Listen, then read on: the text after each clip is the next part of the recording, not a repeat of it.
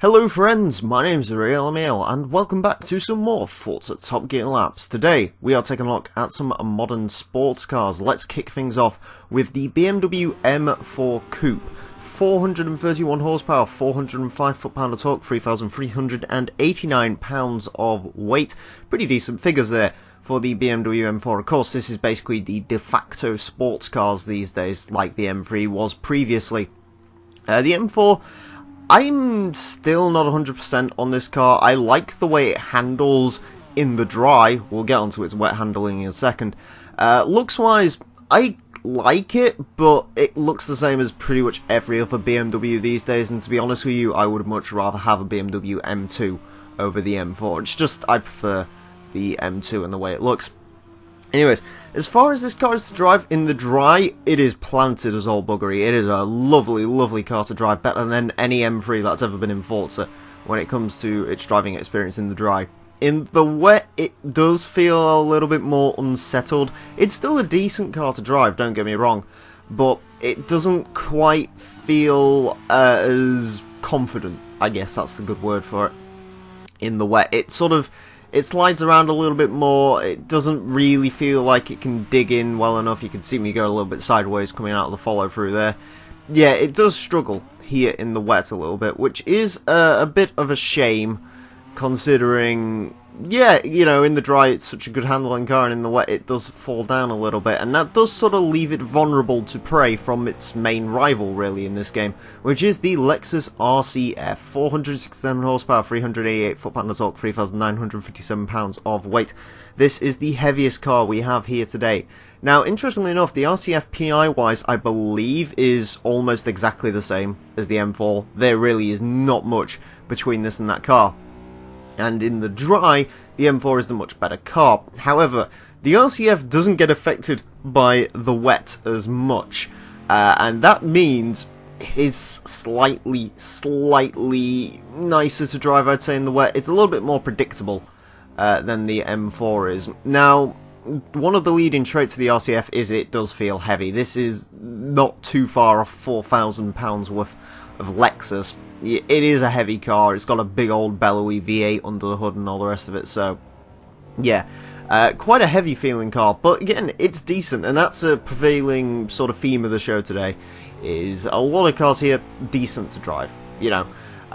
Yeah, the RCF, solid vehicle. I don't know, I kinda like the RCF. From some angles I like it, from some angles I don't. It's not a particularly good looking car in my opinion. I like the V8 and all the idea of that, but it does seem a little bit fussy. It always seems like a car that doesn't really know quite what it wants to be to me. Yeah, not a huge fan of it. Anyways, next up we have a bit of an interesting car to throw into the mix of M4s and RCFs, the Infiniti Q60. 400 horsepower, 400 foot-pound of torque, 3,650 pounds of weight. The Q60 only just came out. This particular version is actually the concept that we have to play with in Forza Motorsport 6, although as far as I'm aware the statistics are pretty similar to what this car eventually came with in real life. Maybe the power's slightly less, I'm not too sure. But anyways, I believe it is a twin-turbo V6 in this, I believe. Don't quote me on that, it could be naturally aspirated. But yeah, the Q60. Infiniti is quite an interesting manufacturer. They're really starting to push their way into the world markets, I guess, and the Q60 is their attempt at, you know, a car like an M4, an Audi S5, so on and so forth. Styling-wise, I don't quite think it's there. I don't really like the look of the Infiniti Q60. I like the Q50, the Q60 not so much. Driving characteristics-wise, it's alright. It's a little bit over-prone to oversteer, which I didn't really like. It's just not as nice driving as the RCF and the M4, and with it being down on power as well, doesn't particularly help its case. It's not a bad car per se, the Q60, it's just not a great one either. There are definitely better cars within the sports class that you should pick over the Q60. Next up, we have the Mercedes-Benz C63 AMG Black, 510 horsepower, 487 foot-pound of torque, 3,854 pounds of weight. This is the most powerful vehicle here today. It's also the torquiest vehicle here today. The C63 then, This is, well, trying to call this a sports car is a little bit pushing it. It is very much a muscle car. Big burly V8 in the front that makes an absolutely fantastic noise. One of the best sounding cars in the game, in all honesty. It's heavy, it's rear wheel drive. What does it drive like? It's good. It is good if you are careful with it. Honestly, and this sounds a little bit weird, if you're careful with it, I think this is a better handling car than the M4 and the RCF. This is basically an RCF turned up to 11, basically. It's more powerful than the RCF, it's a little bit lighter than the RCF. It is the better car out of the two. This is the one I'd go with. Admittedly, this car, credits-wise, is much more expensive than the RCF. I believe it costs twice as more. But if you can't afford it, it is a worthwhile upgrade. Really, yeah, I love the C63 AMG Black. It is a great car. Pretty good to drive, makes an absolutely fantastic noise, and if you ask me, I really like the look of these sort of early 2010s C-classes. I think they're really good looking cars, compared to the new one anyway. The new one looks a bit weird. Anyways, next up we have the Porsche Cayman GTS, 340 horsepower, 280 foot-pound of torque, 2,965 pounds of weight. We are moving away from the sort of more traditional sports cars, going towards the new age of them, the mid-engine rear drive cars and so on and so forth. This Porsche Cayman, of course, being one of them, and honestly, in my opinion, the Cayman's my favourite Porsche. This is the only Porsche I would actually buy, is a Cayman, which sounds really weird, you know, you'd think, oh yeah, 911 or something like that. No, I like the Cayman. More specifically, I like the Cayman GT4. Unfortunately, we don't quite have the option for that in this game, but we do have this GTS, which I believe is the last Cayman to come up with the 6-cylinder. All the modern Caymans do have 4-cylinder engines with turbos, I believe. But yeah, of course, good old-fashioned 6-cylinder. What's this car like to drive? It is lovely. This is the other reason I like the Cayman. It is such a lovely, lovely driving car. It's so neutral. Yeah, it is fantastic to drive. It really is something special. Drive it in the dry, drive it in the wet. It's just a nice, easy car to get along with. It can be fun if you want it to be. It can be quick if you want it to be. It, you know, adapts to your driving style, and I really like that about the Porsche Cayman. And yeah, just if you want to learn sports cars, that's one of the best cars in the game to do it with. Next up, taking the sports car concept to the even more extreme, we have the Alfa Romeo 4C. 240 horsepower, 258 foot-pound of torque, 2,500 pounds of weight. This is the least powerful, least torquey. However, it is the lightest vehicle here today. Just 2,500 pounds. In a modern car, that's unheard of, really. Especially for a mid-engine rear-wheel drive car like the Alfa 4C. Basically, think of it as Alfa's Lotus. It's like a Lotus, except in my opinion, it looks a lot better than any Lotus ever, really. I love the way the 4C looks. Admittedly, this launch edition car, not so much. I don't really like the headlight covers on this one. But the standard 4C, yeah, really lovely car to look at. And to drive, it's amazing. Out of all the cars here today, this is probably the best handling of all of them. I know I said the Cayman's lovely. This just edges it out, just because this is a little bit more grippy, and I like my cars to be more grippy. Unfortunately, though, unlike the Cayman, the 4C does have one major drawback. It isn't quick. It only has 240 horsepower, and admittedly, while it is encased in a lightweight body shell, it's just not enough power to really push it down the straights, and overall top end of this car is quite slow as well. Around a short track, it's great. Around the longer track, you are better off buying a Cayman or something of that description. Next up, we have the Audi TTS, 310 horsepower, 280 foot-pound of torque, 3,053 pounds of weight. All-wheel drive. It is actually the first and only all-wheel drive car of today. The TT, I've never really been a fan of the Audi TT. The first generation I really don't like. The second gen I think improved things quite substantially, and the TT RS is I like that car. This modern one, it sort of borders the line for me.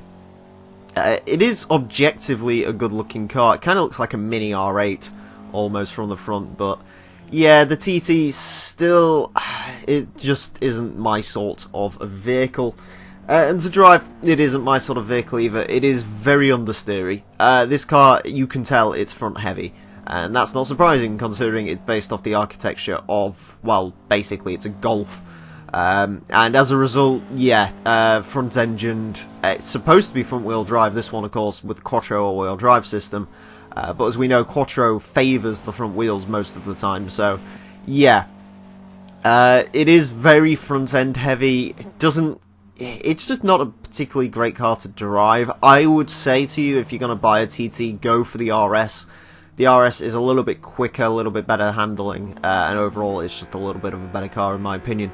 And finally today, well, we have another oddball car. This is the Hyundai Genesis Coupe, 348 horsepower, 295 foot-pound of torque, 3,433 pounds of weight. PI-wise, this car isn't really close to any of the vehicles we've had here today. Most of the cars here are B-Class. This one is a mid-range C-Class car. I believe the TTS might also be a C-Class car. But yeah, the Hyundai Genesis Coupe, though, pretty interesting choice if you're looking to get into the sports car market. And on paper, you know, figures are pretty good. The power figures are good. It doesn't weigh all that much. This one is a V6, 3.8 litre V6, which is, yeah, respectable, certainly. I kind of like the Genesis. I'm not 100% sold on Hyundai's styling. They've never really looked particularly good to me. The Genesis is probably one of the better looking cars that they make. As to drive, it's a little bit nondescript. It is a sort of, in both figures wise and driving style, it very much is just a sports car. It's a nondescript sports car. There isn't really any bells and whistles to it. It doesn't have any major advantages. It kicks its tail out every now and again. It suffers from a little bit of understeer. It's not hugely quick. It's alright. Don't get me wrong. I'm not saying it's a bad car to drive. It's actually pretty good. It's just, it's hard to describe because it doesn't really have anything going for it. Anyways, on to the times, and it's the Porsche Cayman GTS. That's the fastest car today, going into 74th place. A little bit slower than a Lotus Elise, but it is quicker than a C63 S Coupe, BMW M6. The C63 AMG Black goes into 79th with 126.170, beats Corvette C4, Ferrari F355. Does lose out slightly to the more modern Mercedes AMG Coupe, although it really is not by much, by just under a tenth of a second, so yeah, not much in between those vehicles. Moving down the board some more, we find that the rest of today's cars pretty much. Alfa Romeo 4C in 87th place with 126.893, beats a Nissan Skyline and a Honda NSX, quite surprisingly. Lexus RCF in 90th, 127.176, just beats the Ford Focus RS, and the BMW M4 in 92nd place with 127.209, beats a Chevrolet Camaro SS and a Mercedes-Benz A45 AMG, which, to be fair, the A45 and the M4 kind of fighting for the same spot these days. The Infiniti Q60 goes into a 95th place with 127.506, a little bit quicker than the Chrysler Rocket. Weren't really expecting much from the Infiniti, but it actually, you know what, it held its own against the RCF and the M4. Not too far off the times of those vehicles, all things considered. Moving down some more, we find the Audi TTS in 101st place with a 128.106, beats a SN95 Mustang, R32 Skyline, loses out slightly to an E46 M3 and an older Honda NSX, and a Ford Mustang, again, another car which is sort of vying for the sports car territory these days. And finally, the Hyundai Genesis Coupe goes into 153rd with a 130.308, fractionally quicker than an Audi Quattro and Porsche Macan, loses out slightly to a Honda S2000 and a Porsche 944 Turbo. Anyways, friends, I want to thank you all very much for watching this episode of Forza Top Gear Laps. Next time, we are going to conclude the sports car saga with the ultimate sports cars, so join me for that. With that all said and done, friends, thank you all very much for watching, and until next time, a farewell.